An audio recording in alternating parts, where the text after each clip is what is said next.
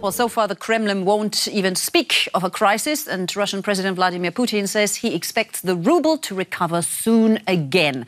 But how realistic is that?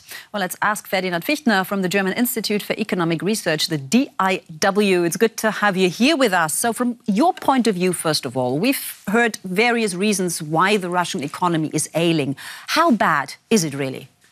I think it really is bad. It's this combination of at least three impediments to growth which make the situation really tough. I guess the worst thing about the situation in Russia is the uncertainty about the economic situation, which leads to an outflow of investment capital, which leads to a deterioration of the capital stock in Russia, and therefore to a decline of production possibilities. But also, probably even in the short run, what hurts the economy is the increase of import prices related to the decline of the ruble, which makes it extremely difficult for the population, but also for firms to survive in the current situation. Yeah, the decline of the ruble is quite dramatic. What could and what should Moscow do to stop it? I guess it really is difficult in the current situation. What they did so far has partly worked. They started to buy the Russian currency to create an additional demand on foreign exchange markets for the ruble.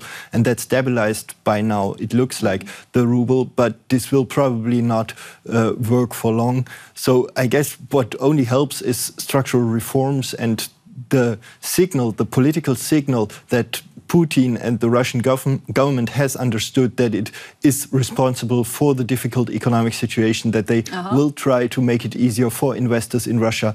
And the signal to, I guess that's probably the most important thing, to signal to investors that they will be able to recover their money from Russia, because this is probably what leads to this flight of capital out of Russia we are currently seeing. But that's, of course, going to be difficult and remain difficult as long as these Western sanctions stand.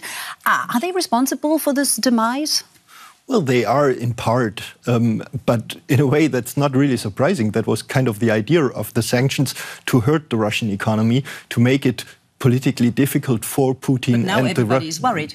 Yeah, which is kind of surprising because in a sense, this is exactly what was the idea of this whole situation. It's kind of strange to see German politicians in particular to be worried about the situation.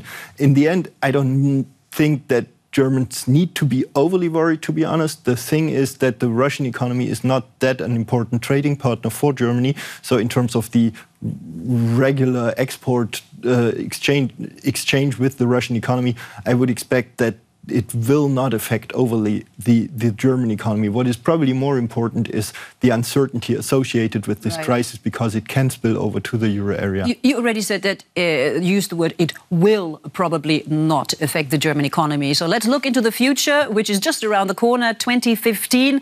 What kind of future will it be for the German economy? Just briefly. Well, our baseline projection is relatively bright in the sense that we expect for next year the same growth rate as for this year, roughly 1.5% of GDP growth. That is okay. We have a very solid labor market situation in Germany. Consumption should be fairly solid. So all in all, the baseline outlook is not too bad, but there are risks associated to this outlook, which are directly related to the crisis in Russia and the euro area. All right. So a mixed bag again, 2015 for us. Ferdinand Fichtner, thank you very much for being here.